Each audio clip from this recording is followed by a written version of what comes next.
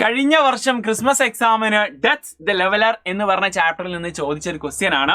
Actually figure of speech കണ്ടെത്താൻ വേണ്ടിയിട്ടാണ് ഈ ഒരു കവിത തന്നിട്ട് ഡെത്ത് ലെവലറിലെ കവിത തന്നിട്ട് അതിൽ 4ാമത്തെ വരിയിൽ ഏത് ഫിഗർ ഓഫ് സ്പീച്ച് ആണ് യൂസ് ചെയ്യുന്നത് ചോദിച്ചിട്ടുള്ളത്. ആക്ച്വലി 4ാമത്തെ വരി നോക്കുന്നത് death lays his icy hands on kings. മരണം അതിൻ്റെ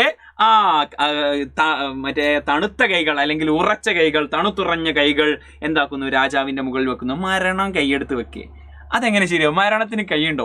ആക്ച്വലി ഈ ഒരു ഫിഗർ ഓഫ് സ്പീച്ച് എന്ന് പറഞ്ഞാൽ ഇത് പേഴ്സോണിഫിക്കേഷൻ ആണ്. പേഴ്സോണിഫിക്കേഷൻ എന്ന് പറഞ്ഞു കഴിഞ്ഞാൽ something described as if A person, ഒരു വ്യക്തിയായിട്ട്, വ്യക്തി അല്ലാത്ത വസ്തുവിന് വ്യക്തിന്റെ ക്വാളിറ്റി നൽകുന്നതിനാണ്.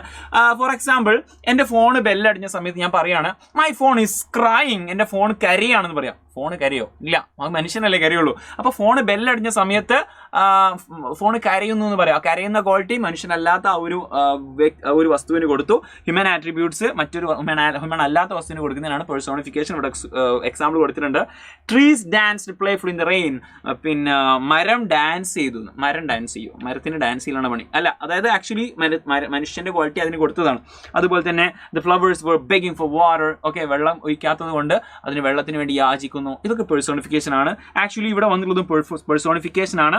Death is given A human action laying hands. മരണത്തിന്റെ കൈ ഉണ്ടോ? ഇല്ല, അത് വെക്കുന്നവർ വെച്ച് ഓൺലി പേഴ്സൺ ക്യാൻ ഡു. മനുഷ്യനാണ് കൈ വെക്കാൻ പറ്റുക. So the poet treating death like A human being. മനുഷ്യനെ പോലെ മരണത്തിനെ കാണുന്നു എന്നാണ്. സോ ഇതുപോലെയുള്ള ഏത് വീഡിയോ ആണ് ഇനി വേണ്ടത് എന്നുള്ളത് കമന്റ് ചെയ്യുക. നിങ്ങൾക്ക് ഉറപ്പായിട്ടും ഇന്ന് രാത്രി വരാനിരിക്കുന്ന മെഗാ മാരത്തോണിൽ കംപ്ലീറ്റ് കാര്യങ്ങളും നമ്മൾ ഡിസ്കസ് ചെയ്യാൻ പോകുന്നതാണ്.